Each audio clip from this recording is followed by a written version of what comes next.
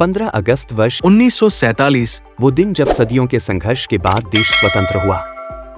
सैकड़ों वर्षों के संघर्ष और राष्ट्र की अंतरात्मा अर्थात स्व के पुनर्जागरण का यह परिणाम था। न जाने कितने बलिदानों का फल मिला और भारत माता के पैरों में बंधी बेड़ियां टूट गईं। हालांकि यह वो स्वतंत्रता नहीं थी जिसकी कल्पना की गई थी। देश 3 टुकड़ों में टूट चुका था।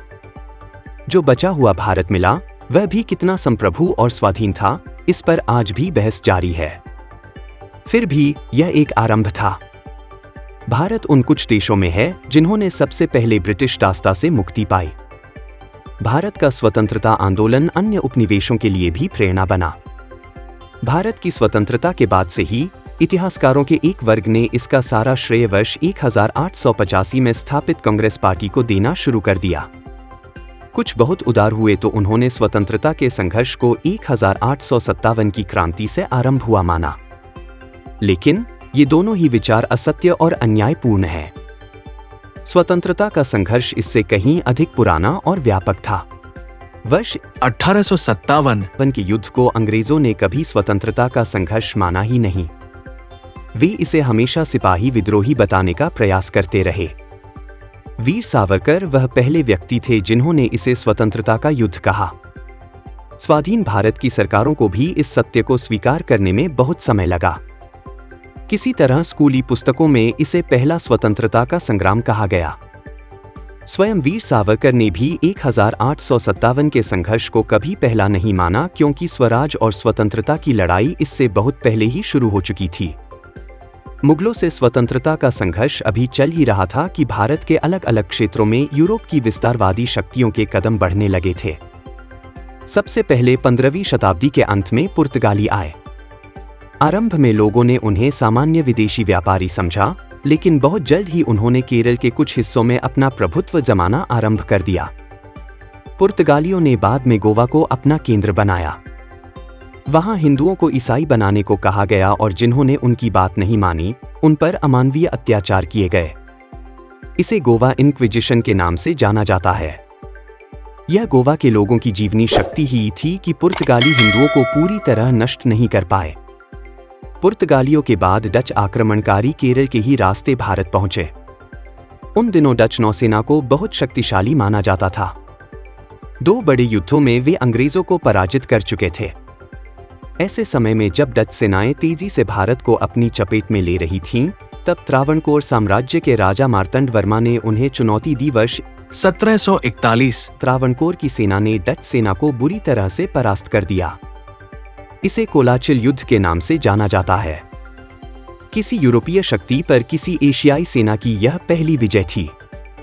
डच सेना के 28 सबसे बड़े अधिकारियों ने राजा मार्तंड वर्मा के आगे आत्मसमर्पण कर दिया। इनमें उनके कमांडर एडमिरल टेलनॉय भी थे। इस युद्ध का परिणाम यह हुआ कि डच सेना ने हमेशा के लिए भारत से अपने पैर वापस खींच लिए। दक्षिण और पश्चिम की समुद्री सीमा ही नहीं, 18वीं शताब्दी के आरंभ से शेष भारत में भी स्वराज की चिंगारी भड़कने लगी थी। मुगल साम्राज्य तेजी से सिकुड़ रहा था और मराठा साम्राज्य भारत के मानचित्र पर फैल रहा था। दिल्ली के दक्षिण से लेकर भारत के पश्चिमी क्षेत्रों तक बड़े भूभाग को राजपूतों ने स्वतंत्र करा लिया था। दिल्ली से लेकर मथुरा, आगरा और गंगा के मैदानों तक बड़ा क्षेत्र राजा सूरजमल के नेतृत्व में जाटों के अधिकार में आ चुका था। पंजाब में बंदा बहादुर के नेतृत्व में सिखों का आधिपत्य स्थापित होता जा रहा था। दक्षिण में मैसूर का वाडिया राजवंश तेजी से अपना प्रभाव क्षेत्र बढ़ा रहा था। केरल और तमिलनाडु के एक बड़े क्षेत्र पर त्रावणकोर साम्राज्य का ध्वज फहराने लगा था। 18वीं शताब्दी के आरंभ का भारत का मानचित्र देखें तो भारत बहुत हद तक मुगलों और अन्य आक्रमणकारी शक्तियों से स्वतंत्र कराया जा चुका था। यह लगभग 100 वर्ष का कालखंड था जब लगभग पूरे भारत पर भारतीय राजाओं का ध्वज लहरा रहा था। मुगल साम्राज्य मात्र दिल्ली के लाल किले तक सिमटकर रह गया था। यही वो समय था जब ब्रिटिश ईस्ट इंडिया कंपनी अपनी औपनिवेशिक चालें चलना शुरू कर चुकी थी। 18वीं शताब्दी के उत्तरार्ध में ईस्ट इंडिया कंपनी कई हिस्सों में शक्तिशाली हो चुकी थी। अंग्रेजों के विरुद्ध क्रांति का पहला बिगुल फूंकने का काम किसी राजारजवाड़े ने नहीं, बल्कि साधु संतों ने किया था। इसे सन्यासी विद्रोह के नाम से जाना जाता है। इनका केंद्र बंगाल और बिहार में था। साधु संत अपने गांव व शहर से तीर्थ स्थानों तक आते जाते रहते थे और गांवों में रहने वाले किसानों और कारीगरों में जागरूकता पैदा करने का काम करते थे। अंग्रेज इस खतरे को भांप गए और उन्होंने सन्यासियों को लुटेरा घोषित करके उनके कहीं भी आने जाने पर प्रतिबंध लगा दिया। इससे भड़के साधु संतों ने अंग्रेजी ठिकानों पर हमले करने शुरू कर दिए। यह विद्रोह वर्ष 1763 से 1800 के बाद तक चला। इसे कुचलने में अंग्रेजों को लगभग 50 वर्ष का समय लगा। 1882 में बंकिम चंद्र चटर्जी ने सन्यासी विद्रोह पर आधारित उपन्यास आनंद मठ लिखा और इस तरह से इसी आंदोलन से राष्ट्रगीत वंदे मातरम का जन्म हुआ। पूर्वी भारत में सन्यासी तो पश्चिम में भील आदिवासियों ने अंग्रेजों की नाक में दम कर रखा था। गुजरात से लेकर राजस्थान तक बड़े क्षेत्र में भीलों ने अंग्रेजों और उनके साथ आए ईसाई मिशनरियों को खदेड़ कर रखा। भील और गोंड आदिवासियों की सबसे बड़ी विशेषता यह थी कि उन्होंने कभी किसी आक्रमणकारी का आधिपत्य स्वीकार नहीं किया। महाराणा प्रताप के समय से लेकर अंग्रेजों के कालखंड तक इस जनजातीय समुदाय ने हमेशा क्रांति की मशाल जलाए रखी। स्वतंत्रता की यह तड़प देशव्यापी थी। दक्षिण में कित्तूर के संगोली रायना ने वर्ष 1824 में कंपनी के खिलाफ विद्रोह किया। 1831 में अपनी मृत्यु पर्यंत उन्होंने इस युद्ध का नेतृत्व किया। इसके कुछ समय बाद ही वर्ष 1855 में सिदो कान्हो के नेतृत्व में संथाल विद्रोह भड़क उठा। इसे दबाने के लिए अंग्रेजों ने 3000 से अधिक संथालियों को निर्ममता के साथ मार डाला। स्वराज के लिए विद्रोह की ये कहानियां कुछ उदाहरण मात्र हैं। देश के कोने कोने में ऐसी ढेरों कहानियां हुई जिनकी परिणति वर्ष 1857 के स्वतंत्रता संग्राम के रूप में हुई।